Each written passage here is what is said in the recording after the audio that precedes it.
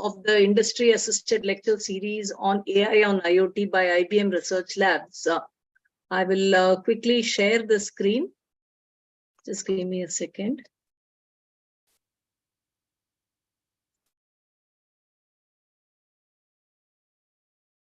Yeah. So we have the second session today by Ms. Pooja Agarwal and Mr. Pranjal.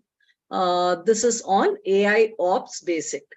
So before we get into the session, I would like to quickly reiterate that, none of you participants will be able to unmute yourself.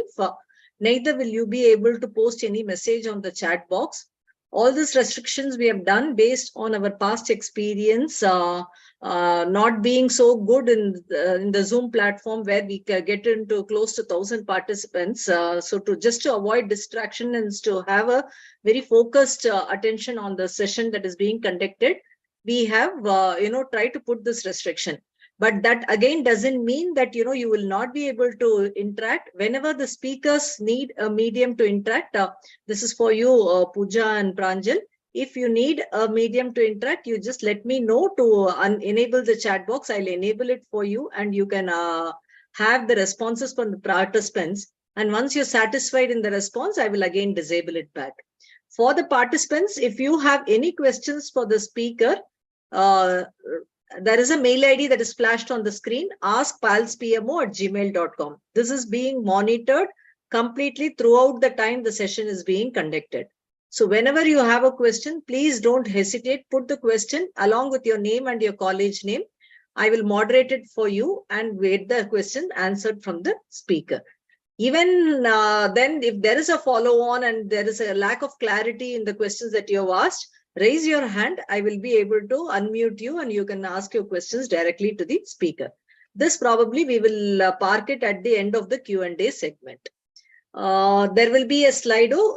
Kishore, you will have to paste the attendance link and the Slido link as well. So register for the Slido quiz at the beginning of the session.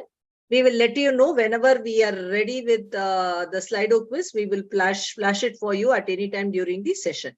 The rest of the other feedback link recording and all that will be shared. Hope you all watched the first session's recording. So with this is the first intro which I wanted to give. I would like now request Dr. Kelita Cherian to introduce the speakers for the day today. Over to you, Dr. Kelita. Right. Good afternoon and a warm welcome to our industry-assisted lecture series on AI for IoT. PALS, as some of you must be aware, is an outreach initiative by IIT alumni for the benefit of students and faculty of engineering colleges. And the industry-assisted lecture series is designed to give practical exposure to students on the application of different emerging technologies within the industry. And joining us in this endeavor for the AI for IoT series is IBM Research Labs.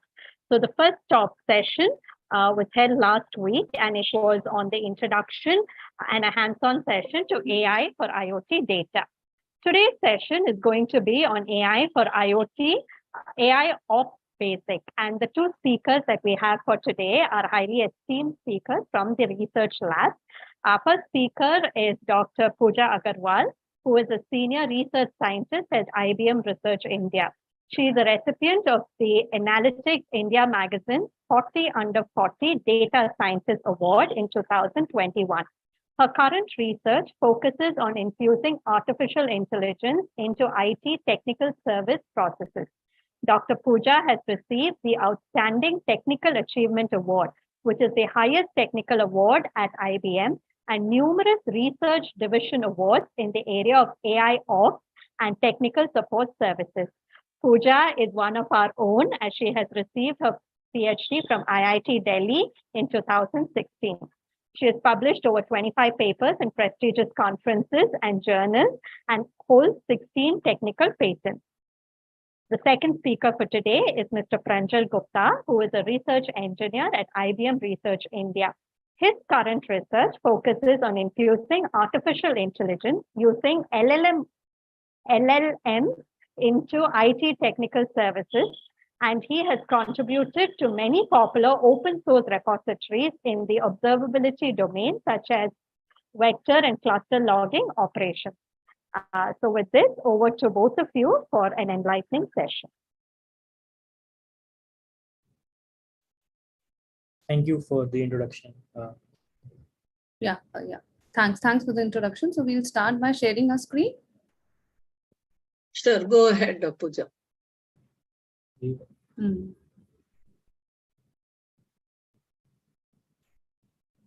Is it visible? Yes, it is. So, okay, let's begin. So today we'll be discussing about AIOps and how it is revolutionizing the IT operation field. And this is just a basic talk, and we will go into, like, we'll build from scratch and then go into the technical details of how enterprises are dealing with IT operations at large scale. So the agenda for today's presentation is the first part, like, is divided into 4 parts. The first part covering why do we really need AIOps. Then the second part is like introduction and different stages of AIOps, followed by third part, which delves into the basic technical concepts in AIOps. And finally, our demo and sneak peek into a real world product called IBM Cloud Pak for what's an AIOps and how it helps engineers and developers in or streamlining IT operations. So let's begin. So today, every company is changing the way they build, deploy, and manage software services. To deliver features faster, they are adopting cloud native technology. That is, they are moving to cloud and making sure that the services are up all the time. But in doing so, the system complexity increases, and in turn, they have to continuously monitor, observe, and analyze system behavior so that they can keep the services up and running. But cloud native tech presents an opportunity, but also adds complexity. According to a survey, like most of the organizations use at least 1,000 applications across multiple clouds, be it IBM Cloud, Google Cloud, AWS, or their own on-prem environments. But adding this complexity, if somebody asks an engineer to fix an issue, then it will not be like very quick fix because of the data scale. And it will always be a reactive issue. So once an issue arrives, then only an engineer can fix the issue, and it will not be proactive. So you cannot predict in advance that an issue can occur, so that there is no downtime in your services. Also, what a business really needs to do is get real-time visibility into their operations. But due to these other technical issues such as downtime, they are not able to focus majorly on their business centric approach, rather than they are more involved into IT operations. So these are some of the stats to help you understand like what is the scale of data that engineers have to deal with. So these are some of the popular applications that everyone knows, right? So Uber, for example, spends $1.8 million every year to handle application log data or IT infrastructure data, and it generates over 200 TB plus data every day. So now imagine if somebody asks you to find or resolve an issue in your application, and you will have to go through 200 TB of data. How long do you think it will take you to resolve? Probably days or even months, right? But by that time your service will be down, and you will lose customers and lose their trust, and you will also lose a lot of revenue. So these bugs which are in enterprise scale are called IT incident. So some unfortunate event has occurred which has affected their services and in turn their customers. Unfortunately, these IT incidents are an expensive reality, and according to some surveys, most of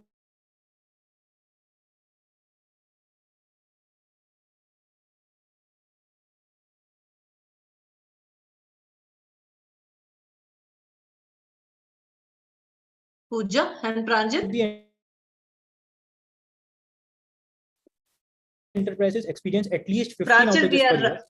Pranjal, sorry to interrupt. I think your network connectivity is getting weak.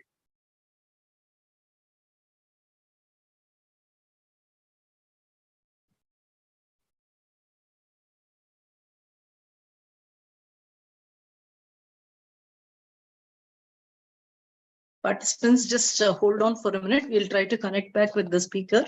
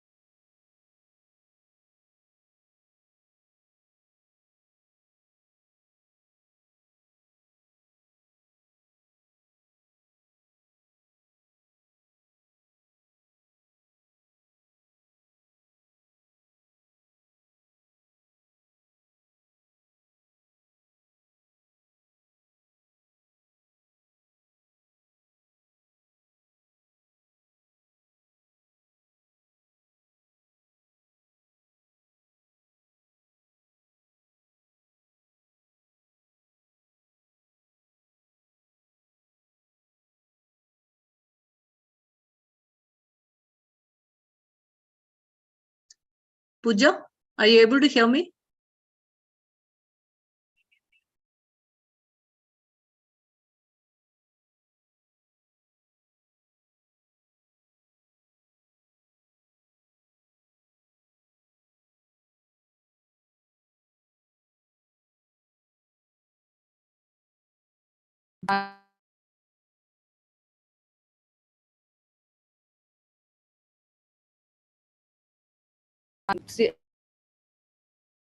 Hello अभी इधर इसे बंद कर hello Audible through zoom here Yes, am I Pooja, audible? right now. Yes, yes.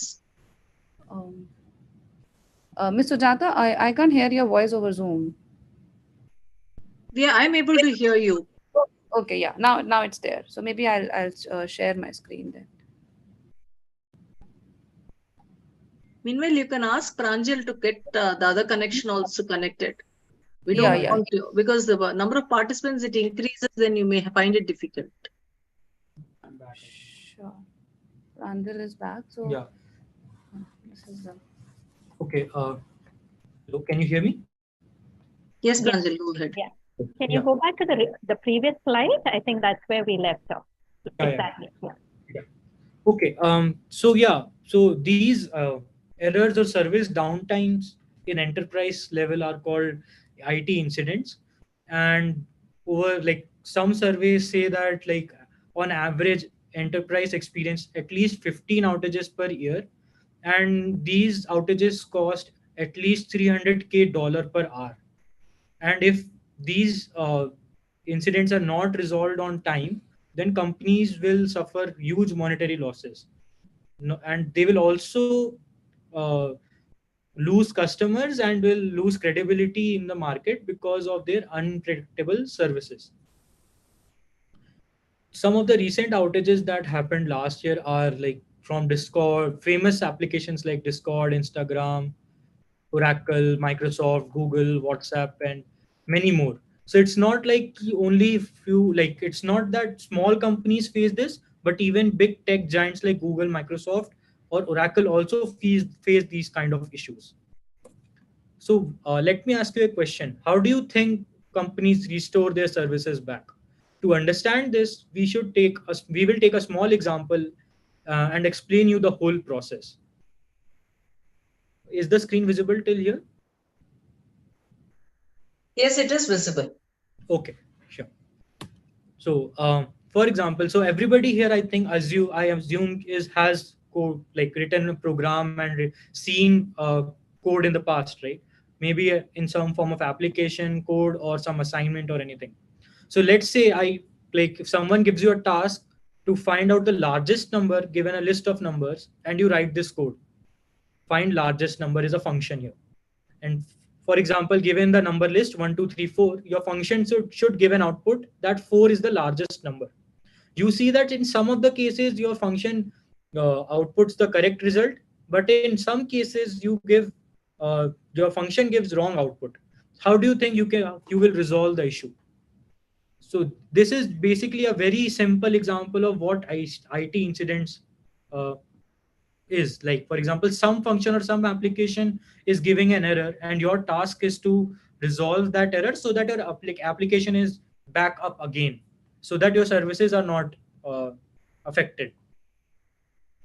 So the first step which we generally do is like we find out the issue. What is exactly the issue? Which function is causing the problem? So for example, here find largest number function is not always returning the correct result. So you found out what is the issue. Now the second step is you debug the code, right? Because you have to go down to the basic level and low level of the code and understand how your application is uh, ingesting things, how your application is processing the data, and what output you are getting. So the first step generally we do is we add print statements, and in other words we call them as logs. So logs generated by applications are called application logs, and give you give you a track of how your application is working for a given input. So once you have you added these log statements, you test your code, right, with different inputs and see where it is not working or where it is failing. So for example, for 1, 2, 3, 4, you see that the output is giving the correct result. And then you again test it with different examples to understand where it might fail. So for example, if you give them all negative numbers, your output is wrong, right? Because 0 was not even part of the list.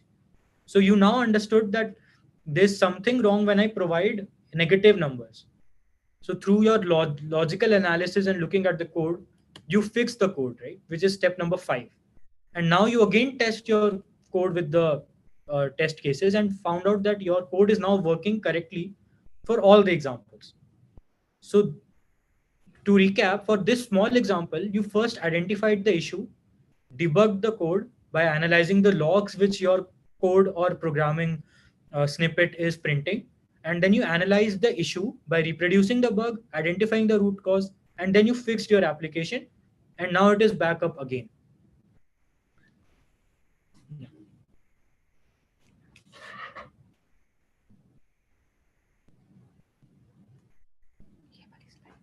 Okay. Thanks, Pranjal, for explaining the issue, or telling us that how typically if something goes wrong, we the engineers, the site reliability engineers, the developers, how they are looking at the certain bugs. So this was a very simple application of finding the largest number and just one function in that. So maybe it's easier that the size of the application is small and we are able to identify the bug.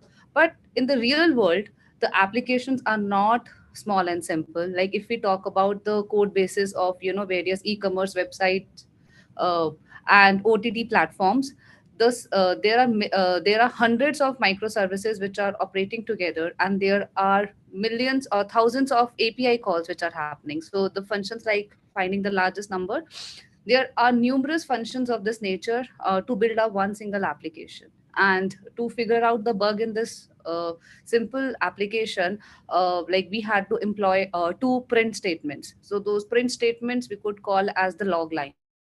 But now when the scale of the application is huge, the number of log lines which are coming up would also be huge.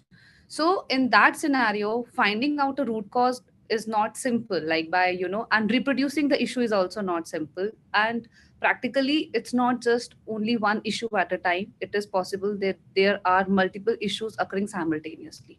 So now we have to see that how this happens. So when we are talking about these large scale applications, the complexity is huge. So you can in that sphere you can take it as that there are different microservices which are running, and then these applications are supporting simultaneous users across the geographies. So in that scenario, the amount of data which is getting generated is huge, and we have to reduce the time in which we want to respond to a certain environment. So the observation is that without AI ops, without these advanced tools, the traditional tools and processes are not sufficient to solve a issue at that scale. So the current methods and approaches which are employed by the organizations to manage the incidents are actually slow and they are reactive in nature. So what we mean by here is that enterprises typically use a combination of 9 to 10 different monitoring tools, and these tools are operating in isolation. That is, if one tool is doing something, it's not sharing its knowledge with the other tool. So the insights generated by one are not being utilized by the other tool. So in this scenario, the process in which the issue get resolved becomes slow. And further, lot of time the agents are spending in doing a manual and the repetitive task. According to certain surveys, 40% of the time is done by manually looking at this millions of lines of code, and in every process there are certain tasks which the users are doing manually, and that's a repetitive in nature.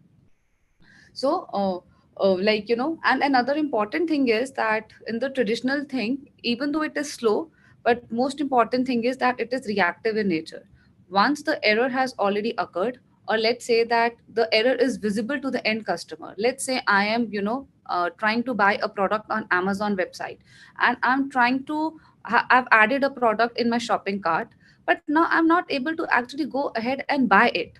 So the error has already at the surface, and the user is experiencing the error. So maybe a small fault, a warning cropped up somewhere, but now it has become visible at the user's level.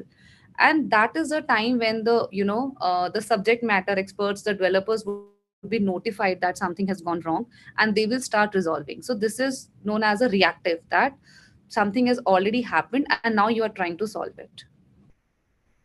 So this is a scenario where typically the AI ops steps in. So AI ops is trying to help, combining the software solutions and the culture practices to, to address these challenges. So let's try to understand how does it do it. First of all, it tries to break down the data sets. Currently, there are different sources of information, and all these sources are separated, but AI ops tries to bring them together. Next is by providing the real time insights. It's not that the error has is occurring in the system. We can see certain deviations in our data. That is the time when AI ops actually alerts the system. Then the third one is you want to handle your incident management with help of these AI tools, because now at a very early stage you are trying to identify the deviations, and now these are the deviations which help us in handling the incident better. The process not only stops here. Like, we are not just want to tell that okay, something is wrong in the system. That's not where the AI ops stops. AI ops also helps in identifying that how do you resolve this current issue. Like, the automation has gone at that level. Okay, I have helped you in identifying a problem, but now I will also help you in finding a solution to that problem. So let's, before we go into the details of the AI ops, let us just try to understand what is the terminology, how it evolved, and what is the accepted definition of AI ops. So this is the term which was coined by Gartner.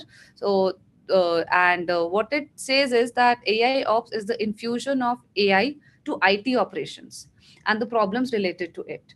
So the AIOps platform, it blends the extensive data analysis with machine learning and deep learning capabilities. And in order to do so, it enhances the operations, the IT operations. And these operations include making sure that the service is available, making sure that the performance is up to the mark, and also analyzing and correlating the different events which is generated by this AI ops operations, and also provide a better management and automation. So all those things, comprise of AI ops and come under it. Okay, so I think that's the lot of task which is done by the AI ops. Now let's try to understand. Let's try to break it into different stages. So the first stage is collection of. Do we have any questions? Okay, so I guess we have so far mentioned that how the things happen, and before going to the details of the stages of this, maybe we'll pause for a minute and we'll open to audience. Like, are there any questions? Maybe, like, I like to ask one question, that how do you guys think AI ops is required? Like, what is the, where is the need for AI ops solution? Like, is it in the need of for your college projects which we are doing it, or at what scale AI ops is required? So, Yes, so the Sujata, you chat can. box is enabled. Chat box is already enabled. So participants, if you have understood the question, kindly answer in the chat box quickly.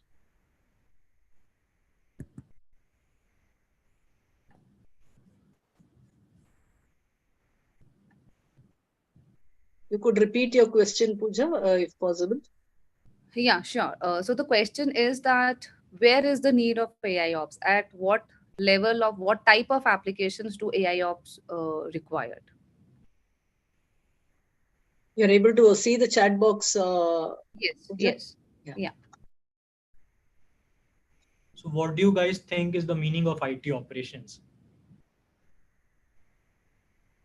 I see everyone is writing IT operation, but what do you really think is the meaning of IT operations?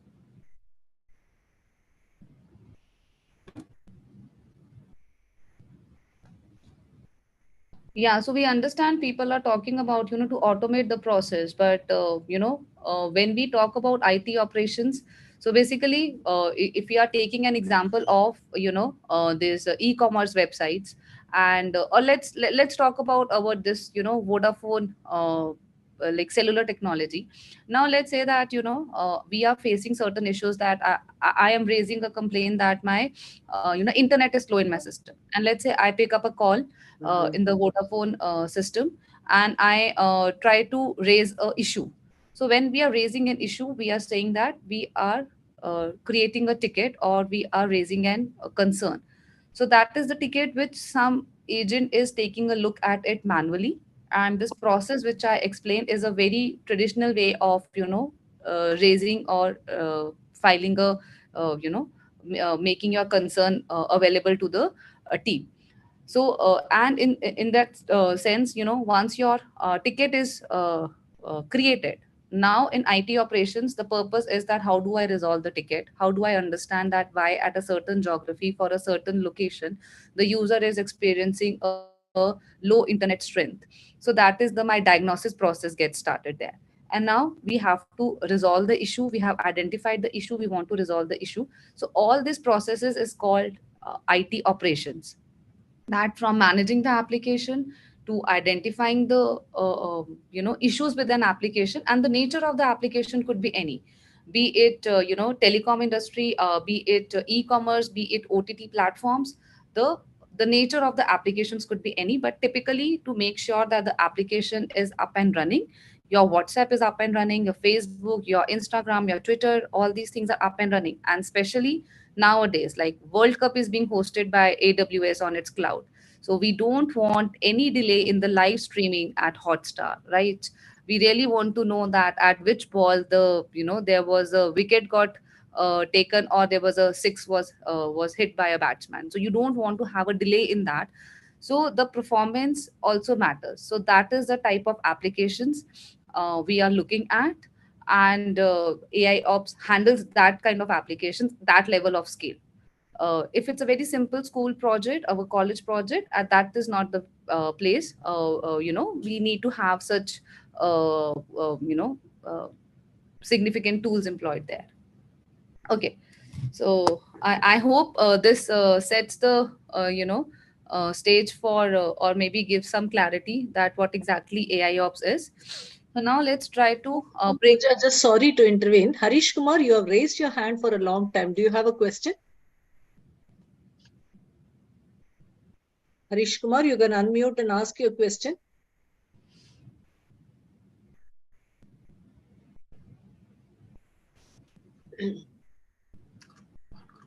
Yeah, I think you can go ahead. I think it was. Okay, yeah, sure. Okay, so now let's try to understand what are the various stages of AI ops. And so the first one is collection of the operational data. So now data is the foundation for any business to make the smarter decisions. Now artificial intelligence, it unlocks the value of this data when it is applied to the data which is obtained by this IT operations. So now let me tell you what are the different types of data we are talking about. So as Pranjal was showing an example of a programming code, there we were talking about the print statements. So now these print statements are what we call in AIOps terminology as logs. And to build a application at a large scale, there is not just one developer who is involved. There are hundreds or thousands of developers who come together and create a application of that scale. So everybody has their own style of writing. Maybe they follow a standard procedure for programming the application, but when you are coming down to writing the logs, each one can has their own style of writing. Like for example, if I just want to log this information that a certain user has logged into system, there could be multiple ways to write this information. So there is not a proper structure in which this information is written. So that's why we call the log data as unstructured data, because everyone has their own style.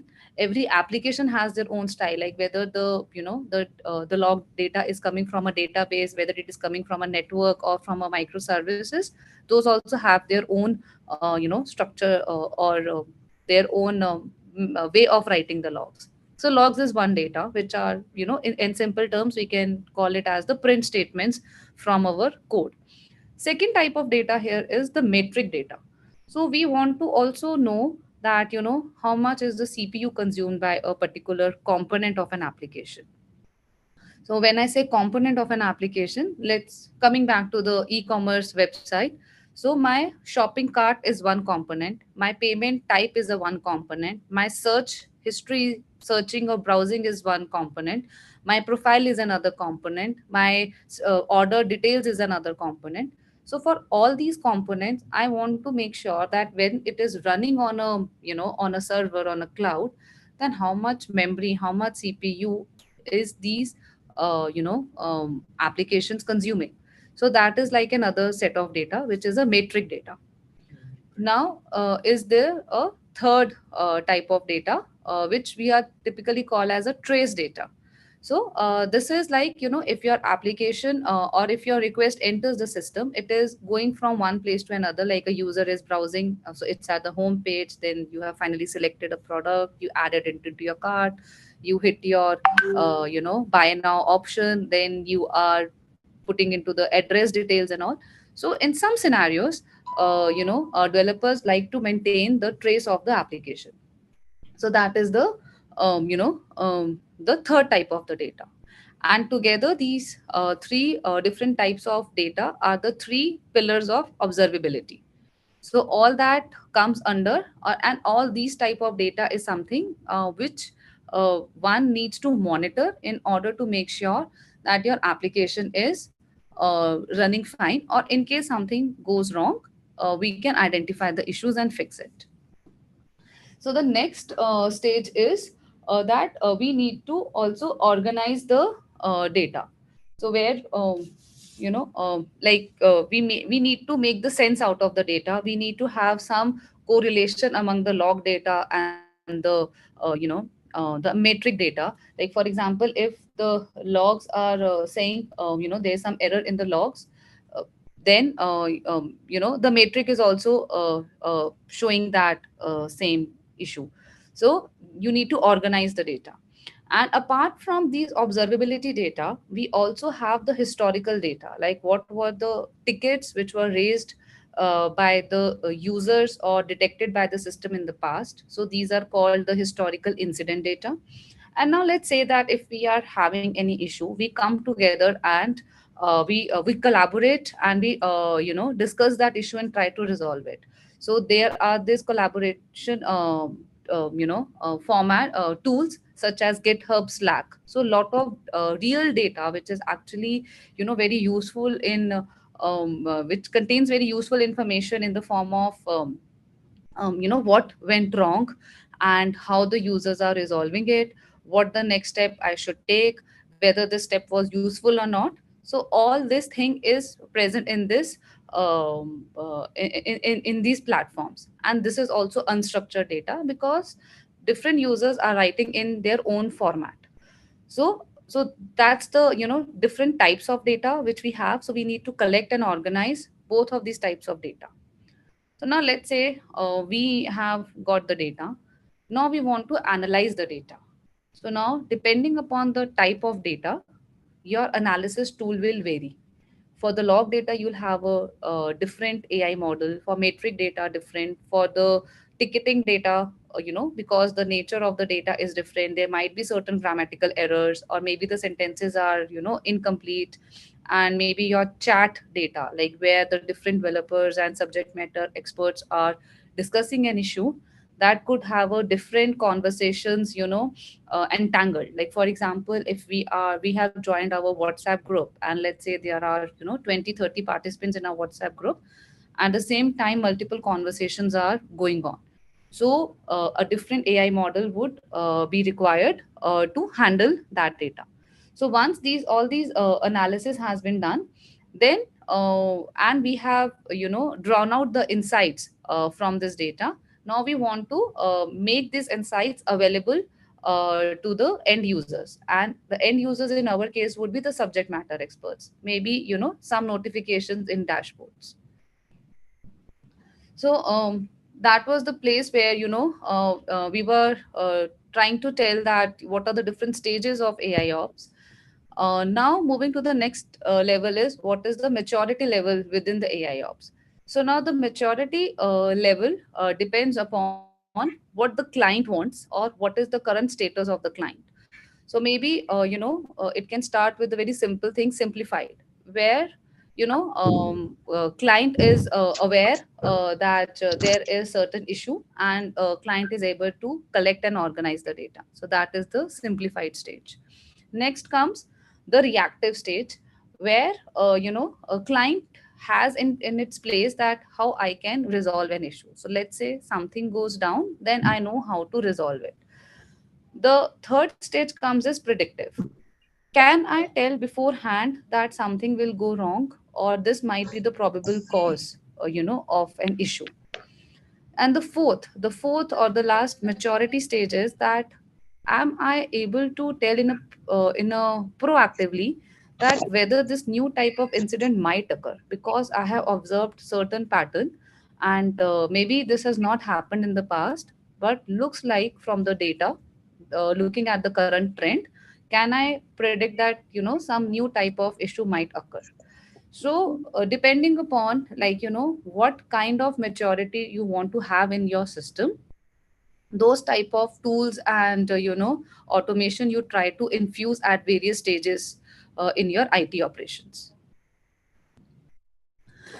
So now, in order to help the clients, so the first thing is that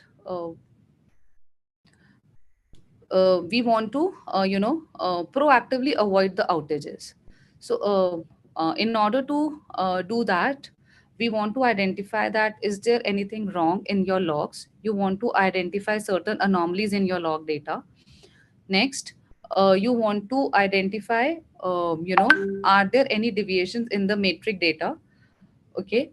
And are these deviations are putting any significant change, like whether the values are low or the values are high, then the threshold which you have learned in the past. And also in case of proactivity, you also want to make sure that as these applications are evolving continuously, and new code base is getting added, we also want to put the checks and balances in place, that is this new code adding any risk to the current system or not? Is it aligned? Is this new feature or new additions is aligned? So all these steps are to make to make sure that as far as possible we want to avoid an outage. The next level is that AI ops also wants to help in recovering from an incident faster. So here we want to make sure that each of the component is being observed automatically. When we say being observed, we are saying that we are able to get the logs for that particular component, we are getting the metric data from that component, and we have all the relevant sources of past ticket data, collaboration data and stuff. And it is also possible, like as I think when we started the system here, Pranjal's laptop suddenly lost the connection, and then we started up another laptop, and then we joined our Zoom call. So earlier me and Pranjal were logged from one system, and now we logged into another system. So we are using different systems. So is the application aware that what component has been currently active? So the topology also changes. So topology here means that in a VM, in a server, which is the container, which is the pod are we using? So these things also change as the complexity is added, or as certain network or some outage happens. So to in order to recover from an incident, we need all that information, and so the tooling should be in place so that all that information is fetched in a real time, so that we can resolve an incident faster.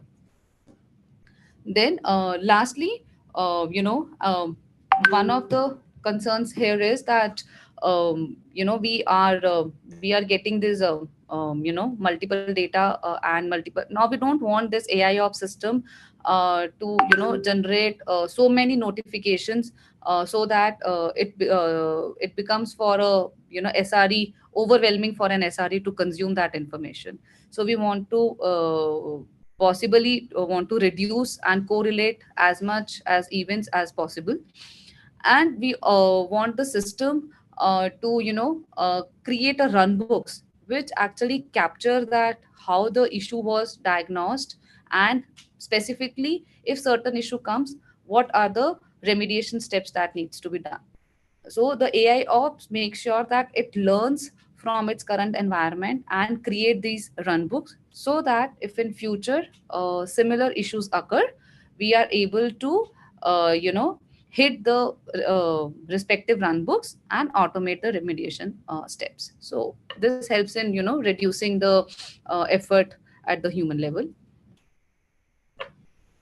Okay, so here is just to summarize that in order to achieve those things, what has been done is that the observability has been brought together. So at one place, at one dashboard, you are able to see the status of all the components. You are able to drive the insights from these components and take actions based on it. And most importantly, earlier the approach was very infrastructure centric, like where I am deploying, or what my hardware is and what are the components. But now the focus is shifting towards what is most important to the IT and the business performance. Like I can't afford to have such downtime, or my response to a certain request should happen in within these milliseconds. So that is the application centric approach. These are the at high level, these are the stages which we follow. Okay. Okay, yeah, so we will go to the Part two, recap करके question. Okay, I think before we move on to the the next stage, we would like to know maybe open the stage for the students to tell if they have understood the various stages of AI ops. So maybe if you can tell us what are the various stages of AI ops.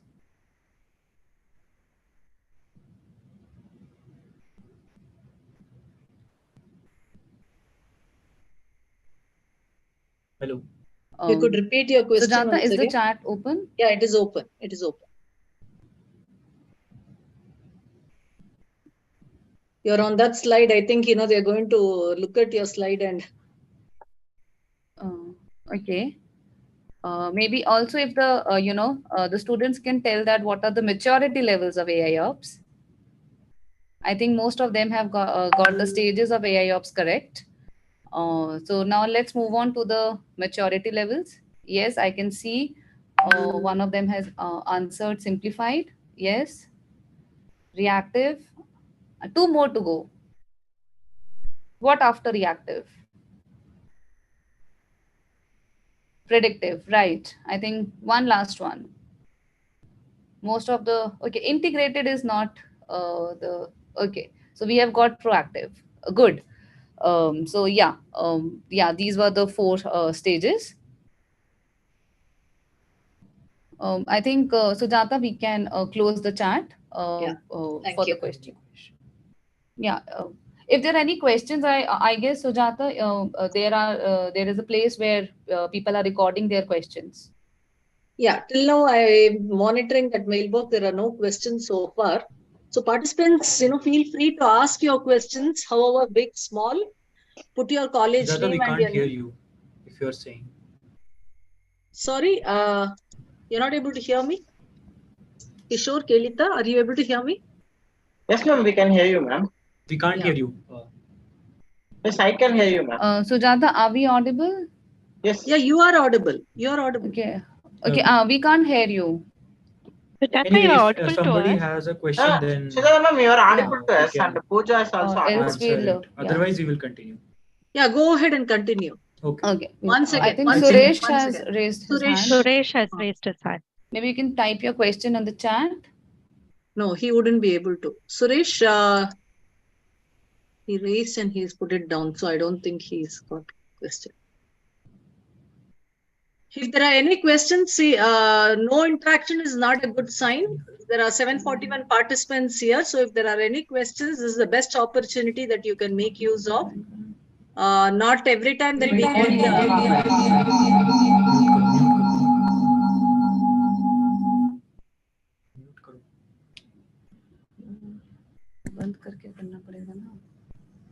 Yeah, not every time we will get IBM senior people from IBM come here and take a session for us. So please ask your questions to the mailbox. Otherwise, you can always raise your hand. I'll unmute you and make you ask your questions.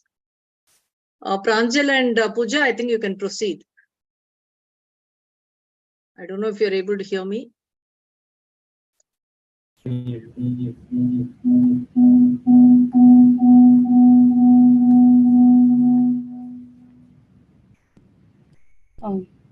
Okay.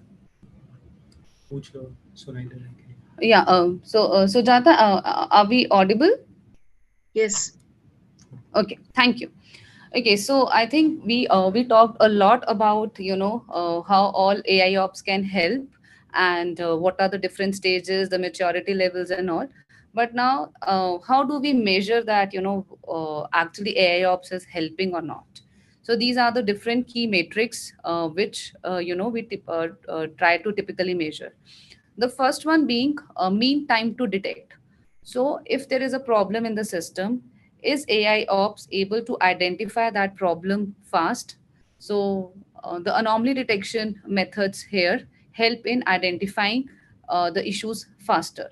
Like we train the models on the various IT operations data, like logs and metrics and stuff.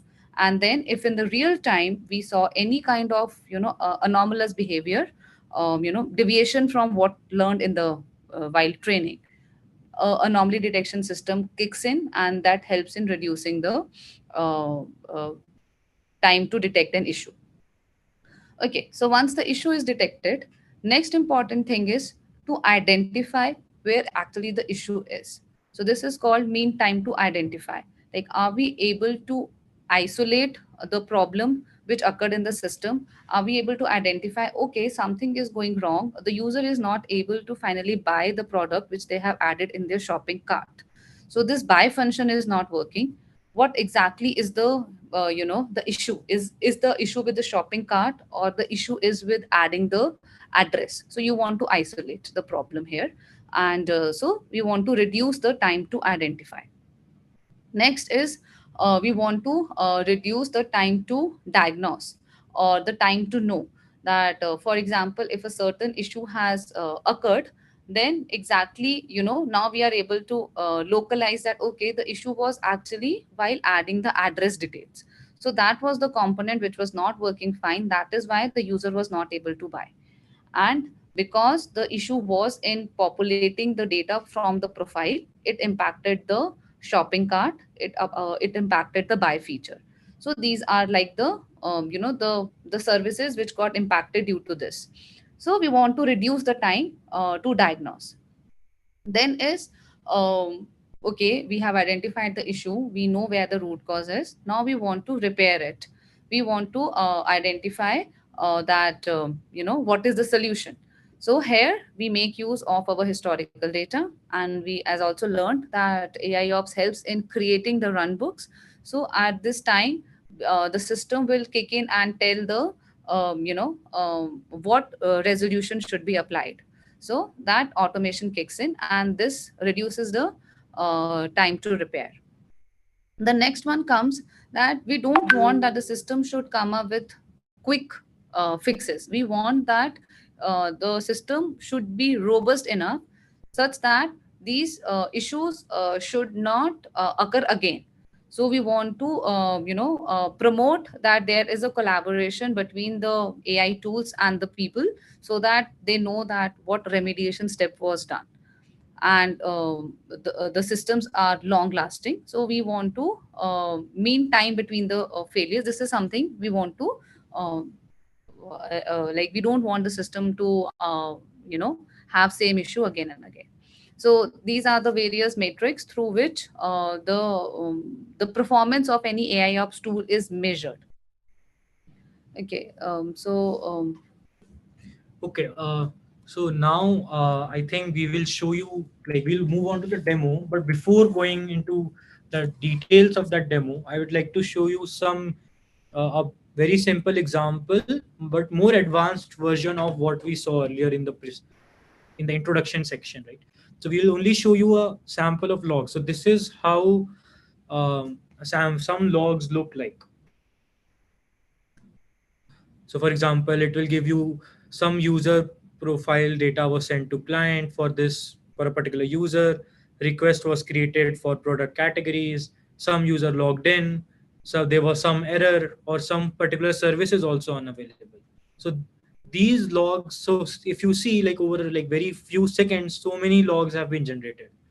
And if your scale is large enough, for example, Flipkart or Amazon or even Myntra, you will have millions of log lines generating every hour or like every day, right? So you won't have time to go through each of them and identify, okay, this is an issue, and for this issue I need to do this, and if have to do this, these are the steps I need to resolve, and then I have to make sure that the service is running. So all these things are being automated through AIOps, and people can uh, resume their services much faster.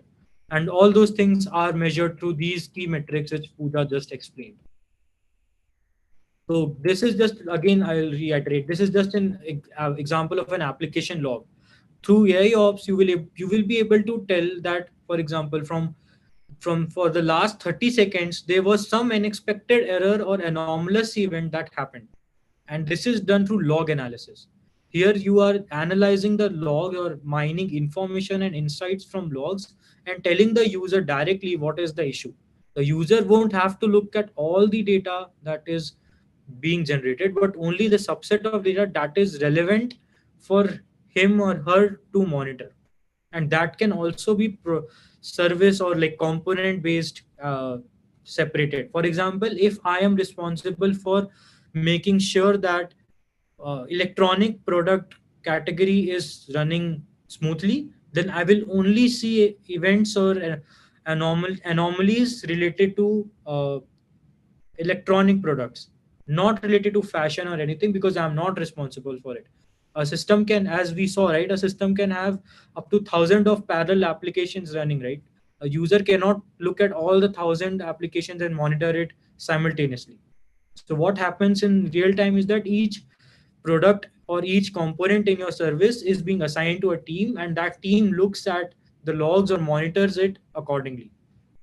And AI ops will do log analysis, that is analyzing the logs and help you understand where or at what time the anomaly happened.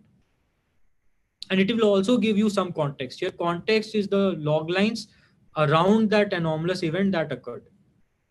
The next thing is the topological analysis.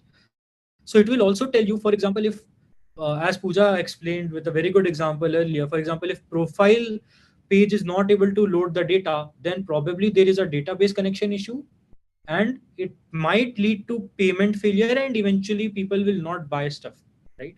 So these two things might get affected in the future is an insight which AIOps will help you to understand and realize. It will also recommend you that these services are being fa- are failing right now, and in future the other services, for example service A, might fail. This may seem easy for a simple application, but if you're a new person with doesn't have much domain expertise or is not familiar with the application platform, then it might be overwhelming to understand which service might get affected first. So to be proactive, topological analysis will help you. And this is just how topology looks like. It's like a tree based structure where each node is a component. For example, one component can be the profile page, one component can be the electronic product page, one component can be the payment gateway, and so on. So for example, if profile was not loading, most likely product page and the electron payment gateway was affected. So these two components were connected in the graph, and uh, the maximum length in the graph is called the blast radius. How far along in the graph of the topology are my services being affected? If the issue is not that severe, then not a lot of services will be affected, and the blast radius will be small. But if a issue is very high priority, that means it is affecting a lot of services, then the blast radius will be high, and all the nodes in the graph will be affected. I can give you one example. Last year, Google was experiencing downtime, and the reason for that was due because the Google authentication service was giving an error.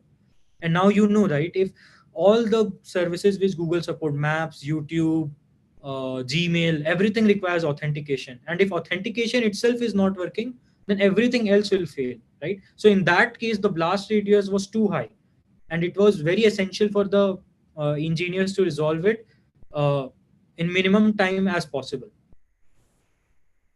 So any questions so far? Uh,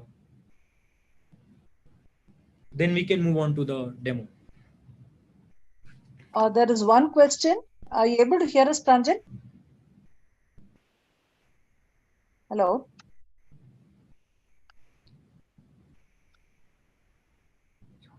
Okay, I'll start with the demo then. Pranjal, there is one question. They're not able to hear us.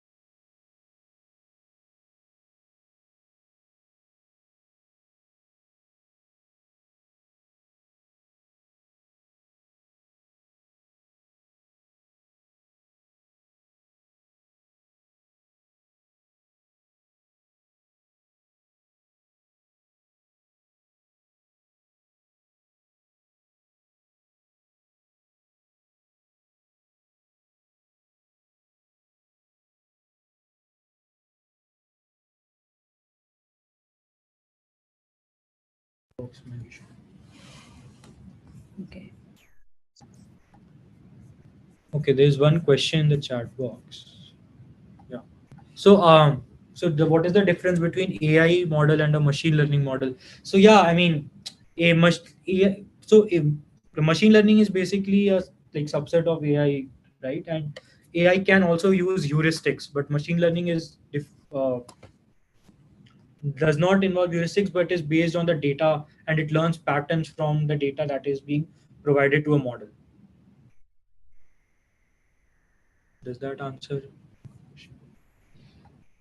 Are we audible? Can you hear us? Yes, we can hear Ranjan. Can you hear us, Sujata? Okay. Okay, then we'll start. Unmuted. Yeah. Okay. So here at IBM, we have a product called IBM Cloud Pak for Watson AIOps. And it is a real world application that deals with enterprise data and provides insights into IT operations which the client is facing.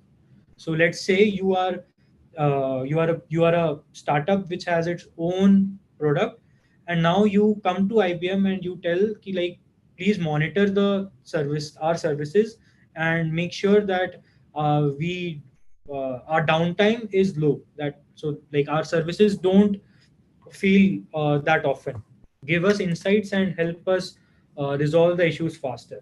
So what Watson AIOps will do is it will collect all the different modalities of data that we just discussed, like metrics, topology, alerts, logs, tickets. It will collect and it will follow the same stages of AIOps that we discussed. It will collect the data, process, organize, correlate, and then it will infuse AI into the IT operation systems and provide guidance to resolve an issue. It can either be through chat, it can either be through runbooks, like, or step instructions which will be required to solve an issue, and it will also be through dashboard, like give you simplified version of the data that you are generating, and it will help you to see only that relevant data which is important to monitor your service. So in our demo, what we will do is we will show you a demo where Watson AIOps is running, and an application is like Watson AIOps is collecting data from an application.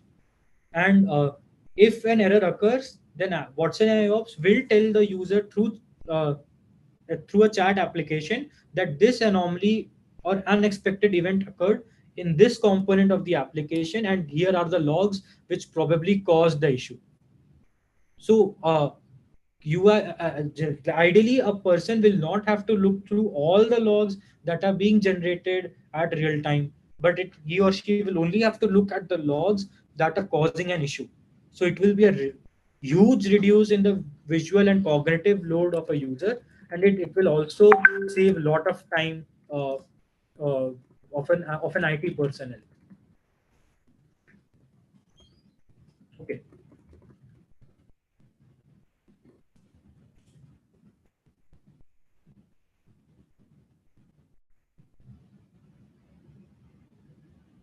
Okay. Yeah.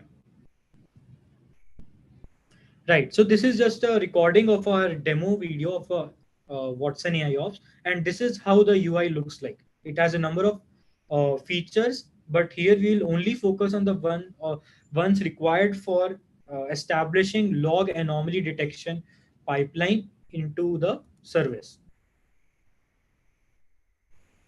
So yeah. So first thing, if you remember, what we did was we told that uh, Watson AIOps will tell the user through a chat application what error was occurring, where it was occurring, and when did it occur, and so on. Mostly at the enterprise level, people generally use Slack, Microsoft Teams, and other search applications, collaborative applications. And here we applications, and Watson AIOps has an integration with Slack, and this is uh, what this video is currently showing. It has connected Slack, and now it can send data to or send alerts to users through its Slack channels. So now what we have defined where to give you the output. Now to collect input, like for example, get data from an application, which is like the first stage of an AIOps pipeline, is uh, collect and organize data. So there are, as we said earlier, right, there are a number of tools which enterprise enterprises use to collect data, right? And the only problem is integrating and collaborating those, or correlating the data collected by those tools to get valuable insights. What's an AIOps? Through the use of AIOps practices helps you to use these existing tools and correlate the data and get you deliver valuable insights. So basically, log DNA is an application which will help you collect those application logs that from platforms in cloud. So all the print statements that you write, those print statements will be collected to log DNA and stored in a database, so that you can persist it and then maybe look at it in the future for diagnosis, debugging, and so on. So this is just how you can create a connection with log DNA. So you are telling Watson IOPS that log DNA is already deployed somewhere which is collecting the logs. You just have to collect the data from log DNA from a particular application and then analyze it and then give me real-time insights of that data. So this is just how the different features, like there are different features that Watson AIOps support. And this is just how we are connecting log DNA with Watson AIOps. Yeah. So once this is done, we set up some configuration. I won't go into the details of this configuration because uh, too specific to Watson AIOps. But yeah, once this is done, you define which data to look at. So after collection and organization of the data, what you do is you analyze the data. So analysis can be done from two types of data that Watson AIOps supports. Either it can be historical data. That means, for example, I will train a model on the data collected over the last couple of days, or the real-time data. So after my instantiation of Watson AIOps, whatever live data that I'm receiving, I will just train my model on that. So these two options are there in Watson IOPS, and you can choose which data to look at. It can be like, for example, if you don't have historical data, then you can start with live data option. But if you already have historical data, then you go with that as the default method for training. So this is the analysis part of this AIOP pipeline. Okay. So now what we have done is we have told log DNA to collect data for a particular application and how to analyze the data. Now what we need to do is we need to get insights and enable it uh, in the IT operation. That is the last stage, infusing AI into IT operations. Yeah. So this is the okay. Right. Okay. Yeah, so again, this is the dashboard, and here you can see like the different algorithms which Watson AIOps supports. There are log, like we will currently focus on log anomaly detection, but you can also check out metric anomaly detection, or finding out similar incidents that occur, or what are the probable causes of a particular issue, or even like, for example, if you make some changes in the code, whether that change is risky or not. Those type of insights also Watson AIOps provide, because it is able to collect all different modalities of data as we had mentioned in the presentation. It is able to perform all these types of tasks. So now, in the previous video, what we showed is there we were able to we set up the collection and organization of the data and analysis part. Now we are training the model so that it can be infused into your pipeline. Yeah. So here you're just setting up the dates from which you want to train the model on. So for example, yeah, you are training on 1 day of data, and so that you can use it, and it is like it has seen and learned patterns from that data, and then it can be applied in real time.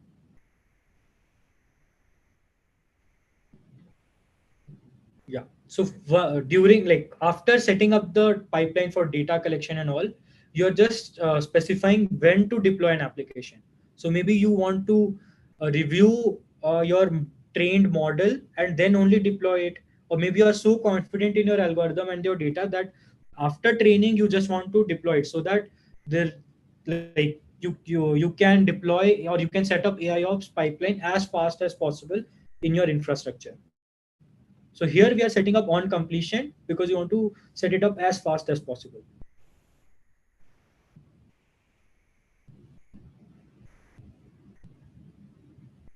Okay. So now what we do is we start the training, and after some time, you get the notification that training has been successfully started. Okay.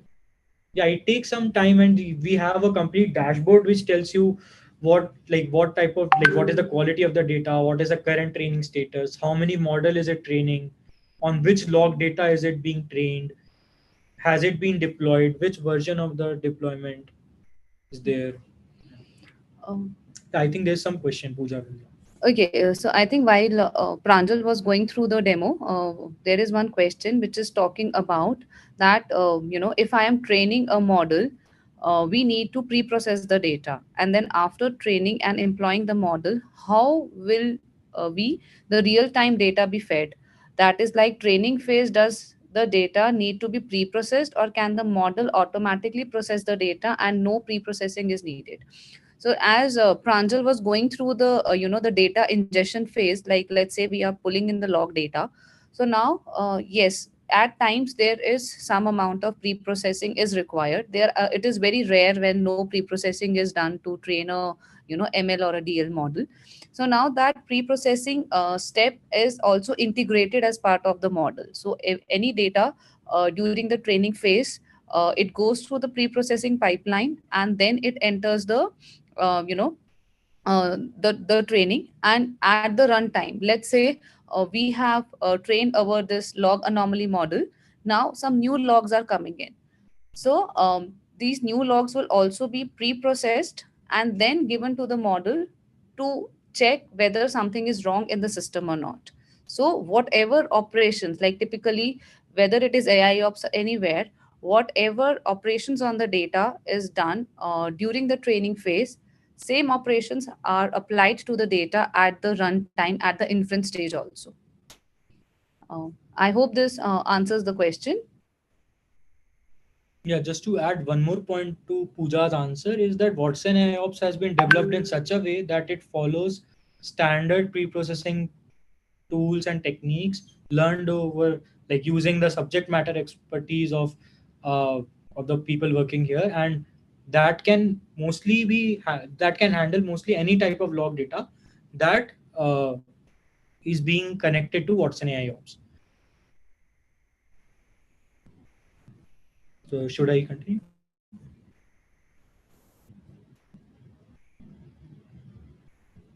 Multiple. Can you provide me multiple regression example? So right now it's not the scope of this thing, but we will be happy to answer this question after the talk. I think this is a generic machine learning questions. Maybe after the demo, we'll be open to the questions, and at that time we can answer that. Okay, I'll continue. Yeah. So yeah, so we have, like, after setting up the training, we have a dashboard which tells you what was the status of your training job, how is the data quality, and so on. And it will show you, for example, the question that was asked, right? How is the pre-processing being done? So currently it is saying that it is preparing the data, which is essentially pre-processing and m- making sure that the data is not noisy and so on, so that it is ready for the machine learning model to train. Okay.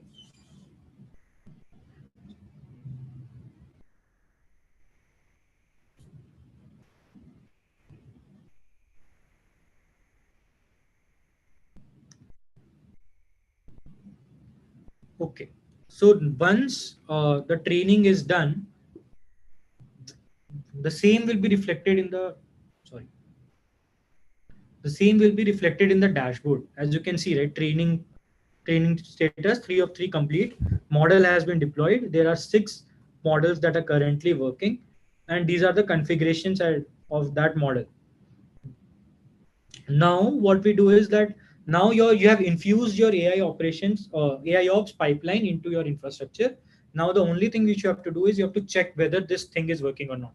So for this demo, since it was a simulated environment, what we are doing is, for an application, we are injecting errors, manually injecting errors, or purposefully injecting errors into the application to test if Watson AI Ops is able to detect an anomalous event or not. So we won't go into the details of how we are injecting it, and I'm just simply skipping that part. But just assume that since it is not a real time issue, we are simply making sure that an application is experiencing a fault so that we can test our Watson AI Ops product.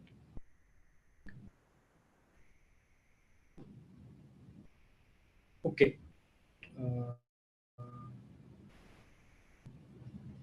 Yeah, so now we have injected faults into the application, and after some time, what we see is that if, through our Slack channel, Watson AIOps has communicated to us what, like, an anomaly has occurred in a particular service of an application, and at what time it was created, and by which application, and what is the priority of that ticket. For example, this is a priority 2 ticket, which is a very high priority.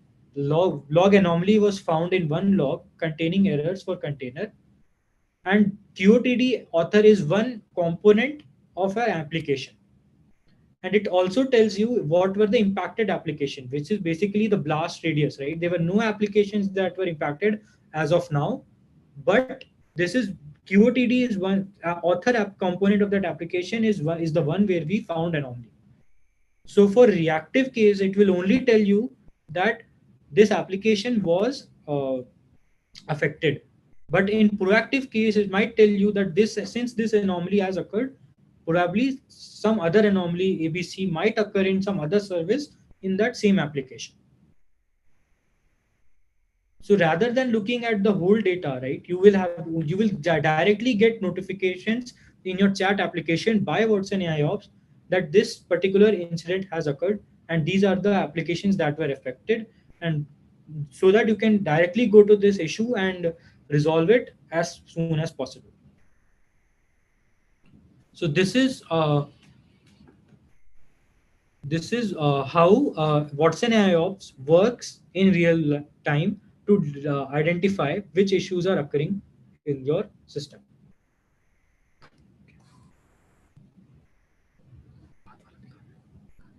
Okay. Okay. So there's a small recap of what we have, seen in the demo. So now, as Pranjal mentioned that we get a small notification in the Slack channel that okay, this is the issue. But now at backend, there is not just one notification which happens. There would be a notifications or the error messages or the anomalies observed at different components in the system.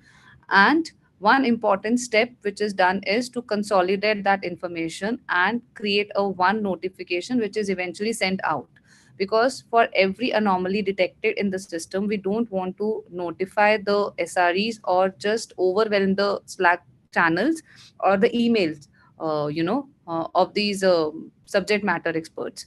So we want to reduce the noise there. And in this grouping we want to consider that this error is coming from which component and what type of error, so we want to group them together. Okay. So the next one is that, okay, we understood that something has gone wrong and some, the notification is there. Now we also want to understand that what exactly is the impact of this error and where it got started, and is it possible to isolate the problem. So these are certain questions which, the client or the user is interested in knowing in. So the site reliability agents, they want to understand what is the impact of this anomaly or these events. And like as Pranjal mentioned in his demo that, the QOTD service, author service was the one which was problematic. So we want to identify the issue at that level. Lastly, just to make it a closed loop, that we were, before much damage could be done, we try to detect the error at an early stage. We try to isolate the error at an early stage, and now we also want to remediate the error. So we want to, recommend an action. And now, as the machine learning or the AI technologies also have evolved, we are also working towards, or the AI ops domain is progressing towards applying this remediation actions automatically, like, trying to come up with as much assistance as possible, that okay, if the action says that okay, you need to add more memory to your author service, then is there a way to automate that step as well? So that is also one of the features which AI ops apply, that you want to um, correlate the events which are occurring together. You want to isolate the problem, you want to recommend an action, and then execute that action also. So I think that was pretty much from our side into for AI ops. So if there are any questions, or maybe over to you, Sujata. Yeah, Pooja, are you able to hear me? Pooja, are you able to hear me?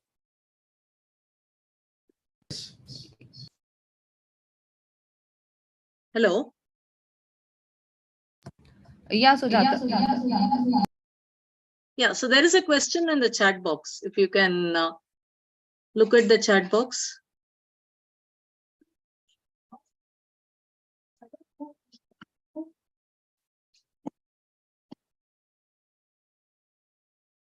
Question. Okay, so the question is, I have doubt in regards to what programming languages you are using for AI ops. Okay, so there are, at high level, the two languages which are used. One is Java, and other is Python. So for most of the engineering stuff, to get the product into existence and to handle the scale, Java is the language which is used. And in for the AI ops model development, the algorithmic part, that is where the Python helps in. Okay, then how are we going to implement this in marketing? Like, is it real time problem for companies? And is the AI ops in process for production? Okay, so yes, this is actually a real time problem. Like, if you remember, during the session, the very first slide, like the outages which Pranjal was talking about, like for the Google or for Amazon or for WhatsApp, Instagram. So all these outages actually occur at the real time because of the scale, and that is where these AI ops tools are useful. So I don't know why this. Okay.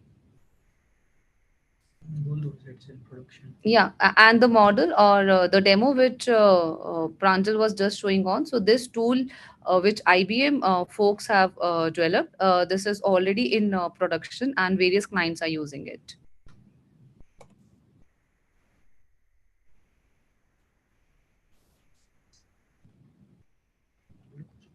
Hello, are there? So Shikmar, if there are any follow-on question on whatever you've asked, please write back to us, or you can even use the chat box to ask your question.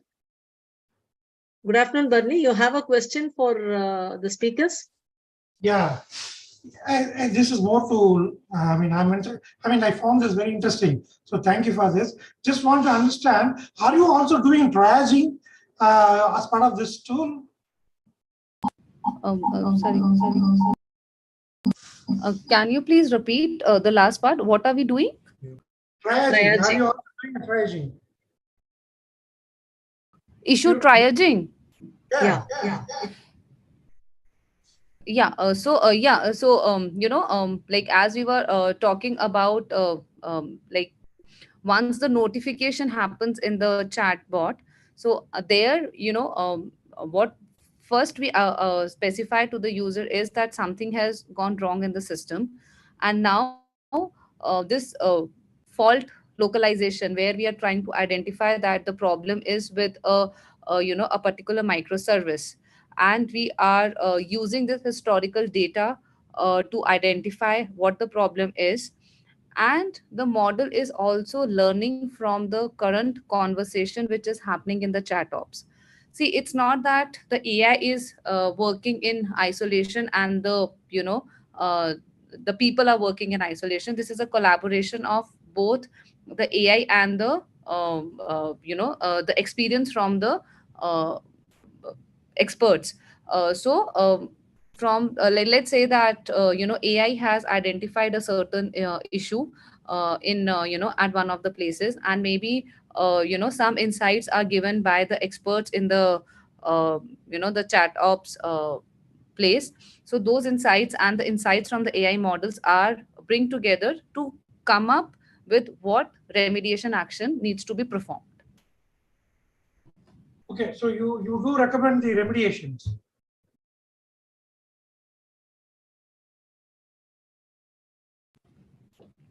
Can you please repeat? You were saying you do recommend the remediations to be done. Yes. So the recommendation has also been done. And so as you can look here, the run books specified here.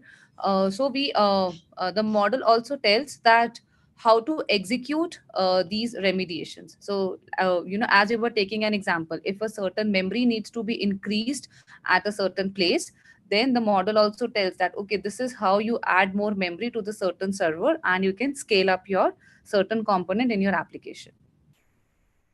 Okay, thank you. Hey, this is Subbu from PALS. All the learning happens assisted learning or unassisted learning in your machine learning algorithm? So the most of the time it is unassisted learning, because as the scale of the data is huge, it is very difficult for the team, or for the people who are working in AI ops to get the labels from the SREs, because SREs are very overwhelmed with their regular tasks. So for practical purposes, people have to rely on AI itself to identify what is normal and what is anomalous. But see, Sujata, can you give me what I have access to seen, unmute myself? I think there's what some I have issue at my seen end. in the past, that if you don't label them through a manual interventions, some of the data patterns you miss it out. So what happens is, even though unassisted, over a period of time, assisted learning gives you a better prediction of the model. So people still prefer to do a labeling manually. So I want to know at what point of time you take a decision that some amount of labeling or assisted learning is required. See, assisted learning is always helpful because that would be noise free, right? But as we were mentioning, that the scale of the data, especially the observability data, the scale of metrics and the logs data is huge, that getting the labels at that level is not possible. So what we try to do here is that, let's say we have created or we have recommended a resolution. So that is where we involve the humans, if they can give us the feedback that is this action recommended for so and so problem, is it uh, right or not. And as we are moving towards towards this large language models, so that further reduces the human intervention to make sense from the data. We are combining the data from the multiple sources and giving to these large language models so that they can draw useful insights. So maybe the next lecture on this AIOps series is moving towards that, where we are further reducing the human effort. But yes, you are right. Wherever possible to get labeled data, we definitely incorporate that. Sorry, as you talk, more questions come to my mind. Sorry about that. See, that means like both Bard and ChatGPT takes a user feedback to say whatever response for the prompt engineer, sorry, for the prompt I gave, if that answer is suitable, you give a thumbs up. And so the machine learns itself saying that the whatever response I gave was correct. So do you also have in your own in-house model to take the feedback and the model enhances itself? What we are asking from the chat GPT, these models, so this feedback which is given is explicit feedback, giving a thumbs up and a thumbs down. And the type of questions where the users are asking are very generic. But whereas, this is the AI ops is basically working behind the scenes, and at the dashboard is something which we are showing it to the users. So now in terms of feedback is we are working more towards collecting an implicit feedback. Like for example, if we have shown certain analysis or we have recommended an action, has the user actually accepted our answer and executed that answer? Or if we are saying that this is something wrong in the system, is the user paying attention to that notification or not? So this type of feedback collection, it happens. We have opened the dashboard where we are giving an option of thumbs up, thumbs down. But for practical purposes, the volume of this explicit feedback is less. So the way to move forward is to interpret or draw the feedback based on how the user is interacting with the dashboard. Thank you. Thank you. Sujata, can you can you give me unmute access? I think I'm not able to unmute myself. Can you give access to Pranjal so that he can unmute? Yeah. Try now. Okay. Can you hear me? Yes. Yes, we can hear you. Okay. So are there any more questions? So one question is, what kind of AIOps are used in IBM other than Watson, and how it benefits? Okay. So IBM has different, has portfolio of products for in the AIOps field. One is the Watson IOPS that we just showed, but there are other tools like Instana, Turbonomics, the recent acquisition called Aptio. All those products are used for different in the same domain of AIOps, but under different subdomains. For example, Instana is used for application performance monitoring. Turbonomics is used for platform monitoring and recommendation. Aptio use for financial operation recommendation, and so on.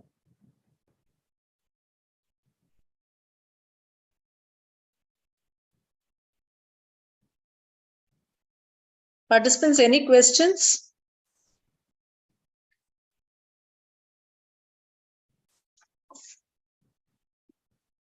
You can also raise your hand and ask your question.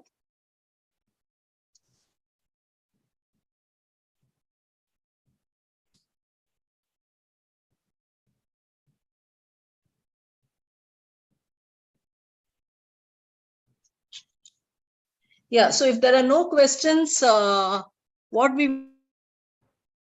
will do is we will quickly get into the Slido quiz.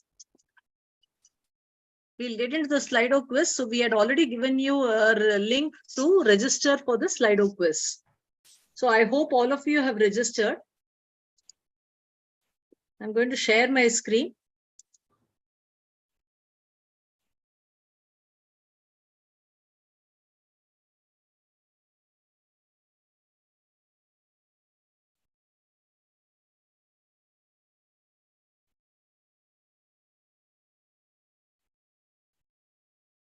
Okay, there are a few questions here. What kind of AI ops are used in IBM and how it benefits?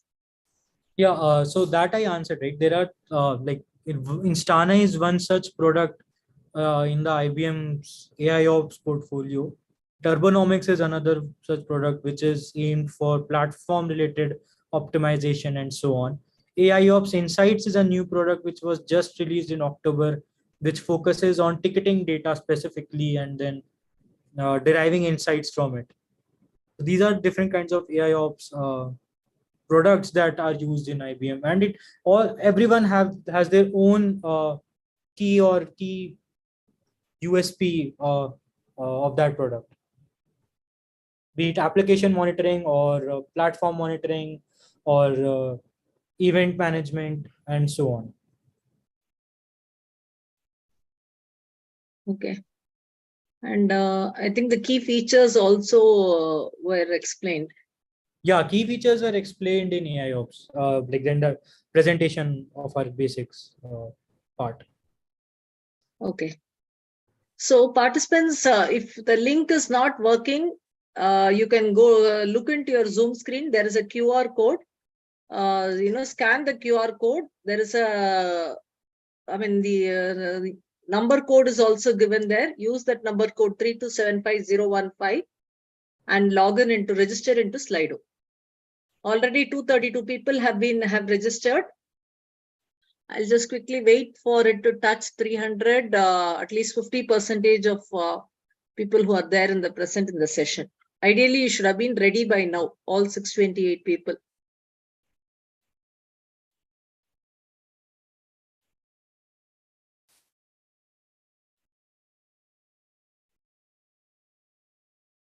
So you will not be able to, Zoom screen is not going to be interactive.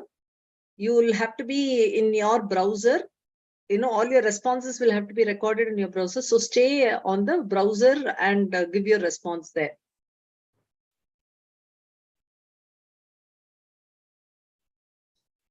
I'm being a little greedy. I'll wait for 400.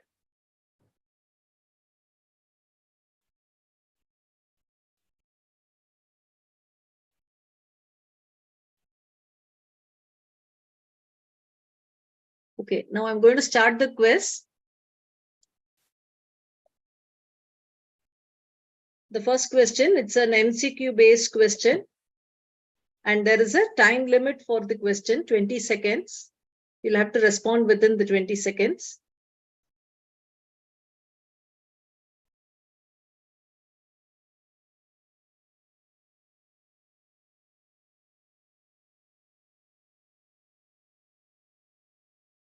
Okay, 45% of you have said making a mission intelligent. And the right answer is option B. Now, this was not a question from the session, though it is a related one. But then I just added it to give you a taste of how this questions and how the quiz questions will be administered. So one more practice question for you.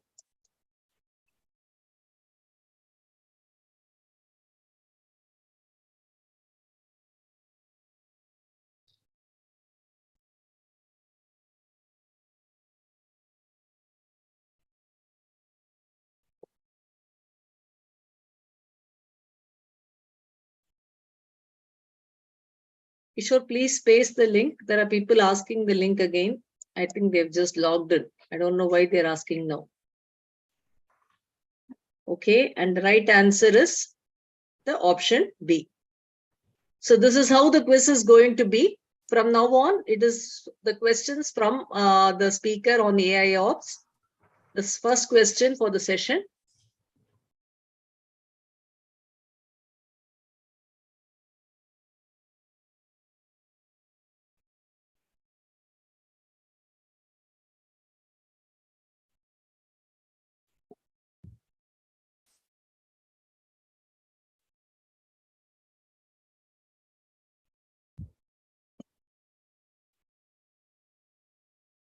Okay, and the right answer is option A. Good. The next question. I'll give you a small tip. Please answer prompt.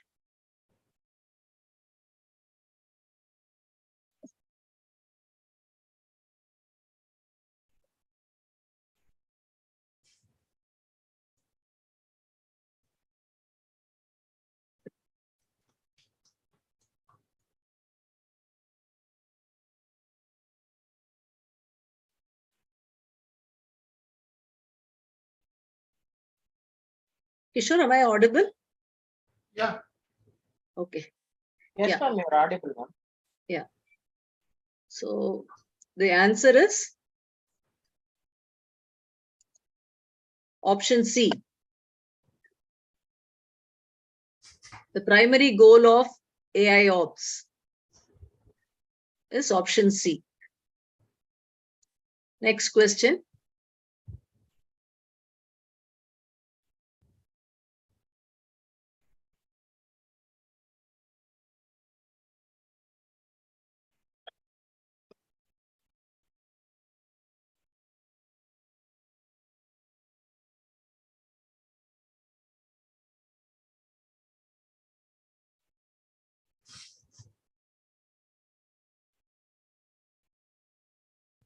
Option C is the right answer. 69% of you have got it right.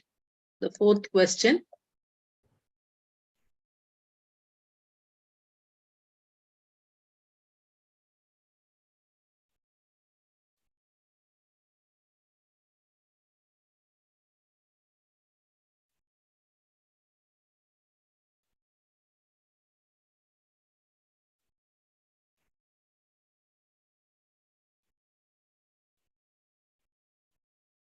Okay, here it's a mixed response, and let's see what is the right answer.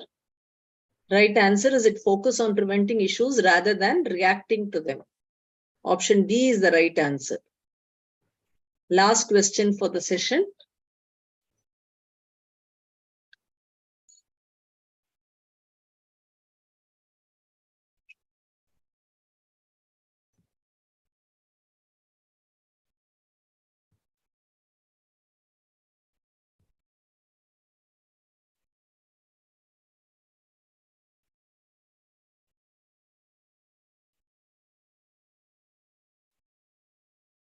Okay, and the answer is option B.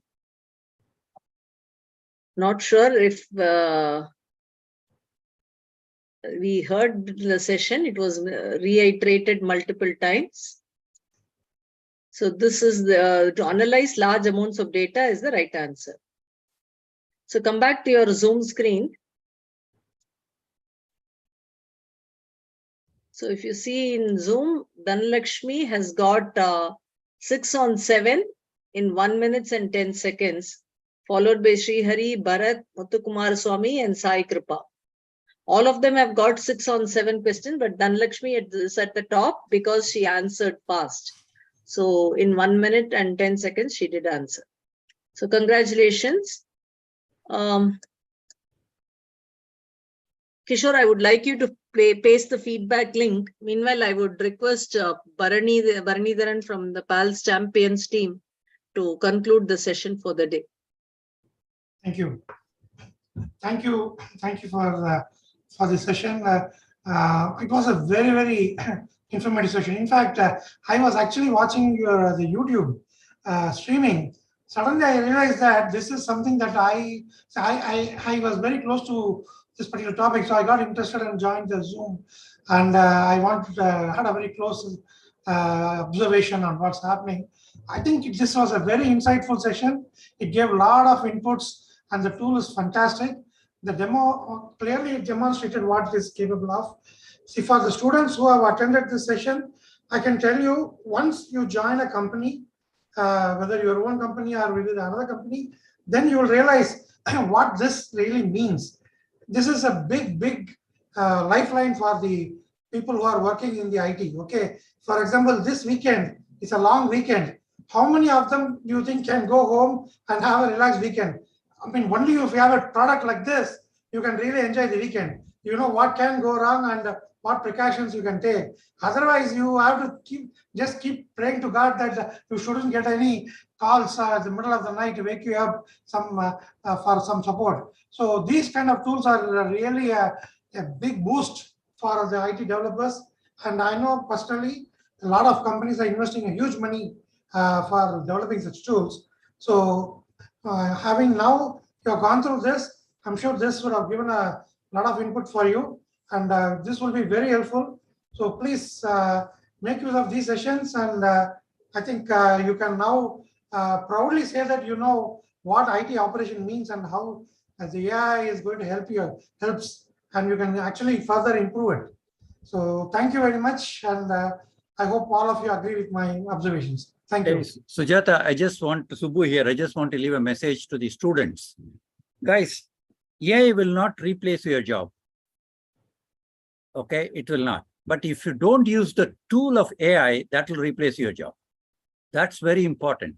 So you should not be afraid of AI, but you should know how to use AI for the benefit of your own professional career, because your productivity will increase manifold. Without AI tools, I don't think there is future in the IT industry. So I think particularly prompt engineering, how effectively you're using the AI tools, GitHub, where you get all the source code and other things. I think that's where, what should I say, your expertise should start developing.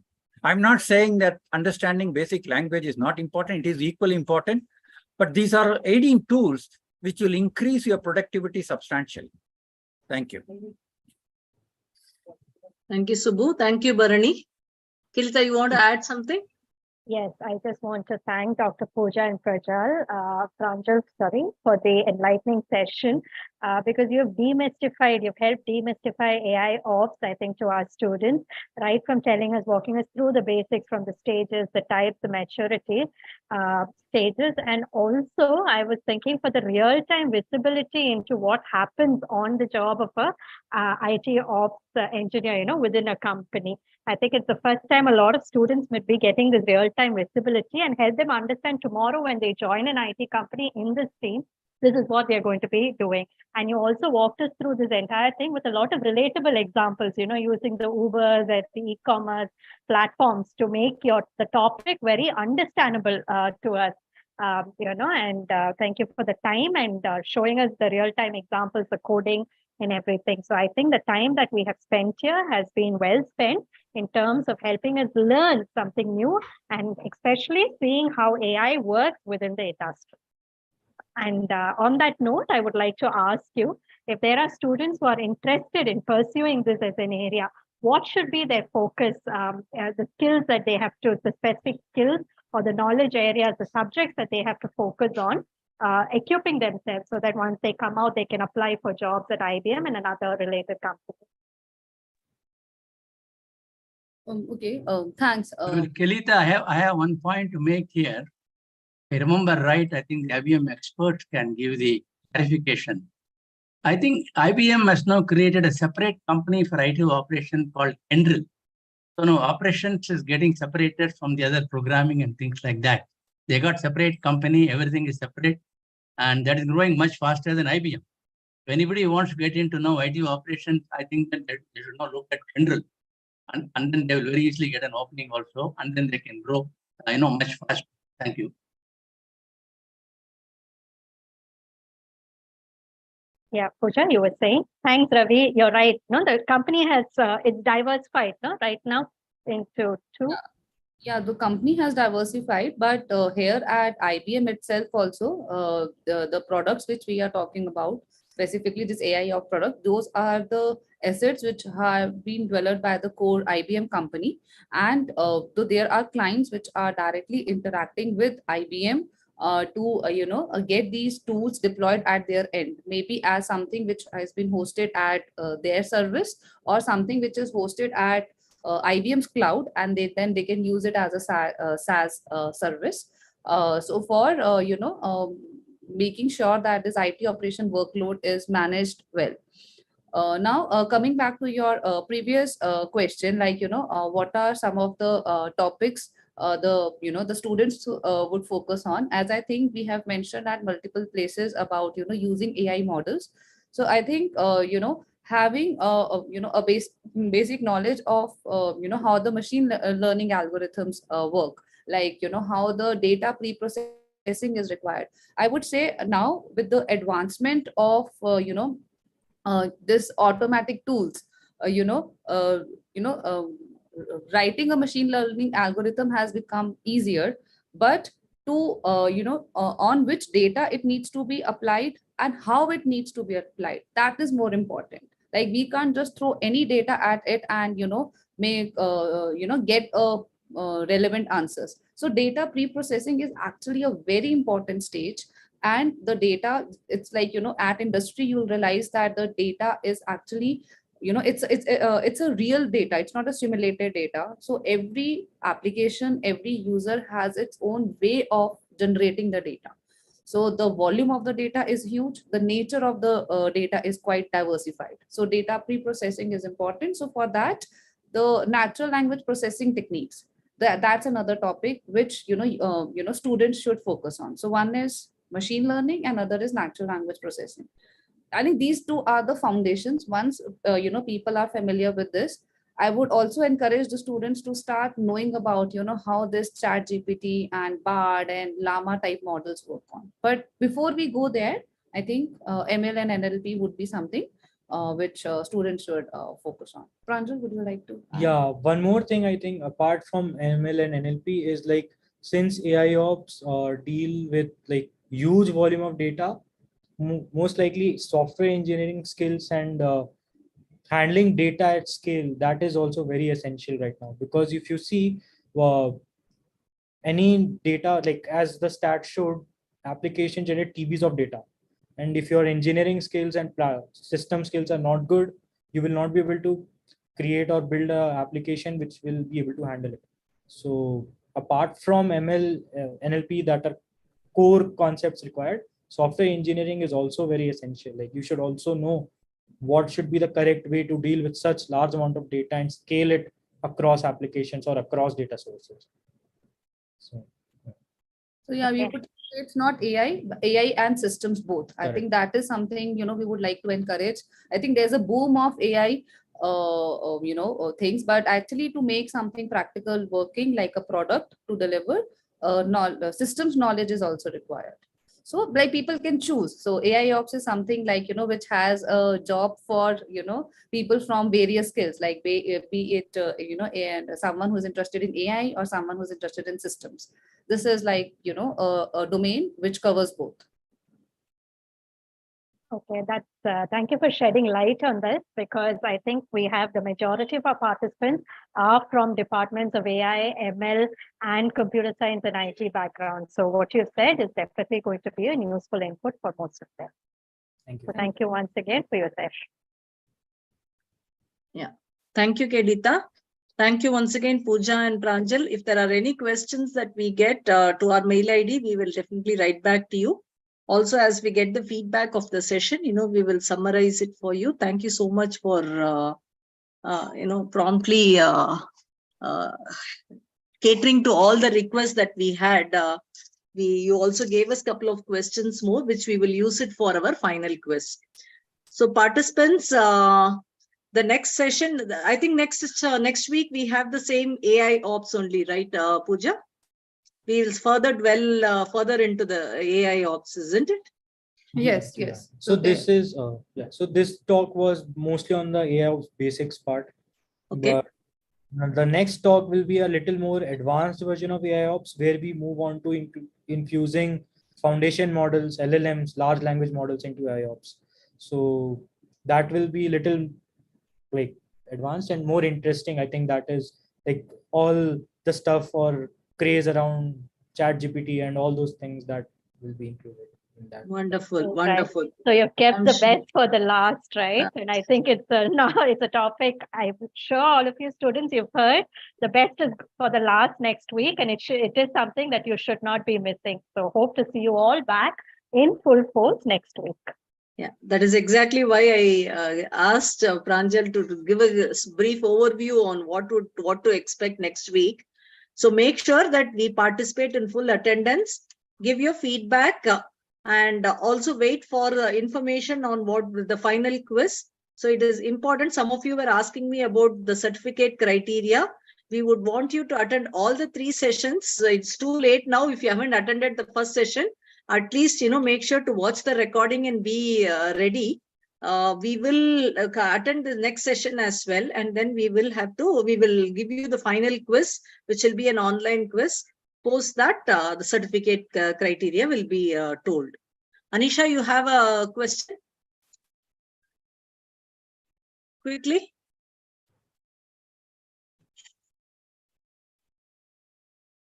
Just unmute. No, I have asked her to unmute. She is not unmuting. Okay, so thank you all. Thank you, Bharani. Thank you, Subbu. Thank you, Ravi. Thank you, Dr. Kelita, for joining. And thanks to Pranjal and Pooja once again. Please convey our thanks to Dr. Kamal Das as well. And Krishnakant, Dr. Krishnakant. Thank you. Thank you. Thank you. Thank Thank you. you. Have a good day. Thank you, Sujata, and thank you, Kishore, for supporting us throughout the series. Thank you. Thank you. Thank you.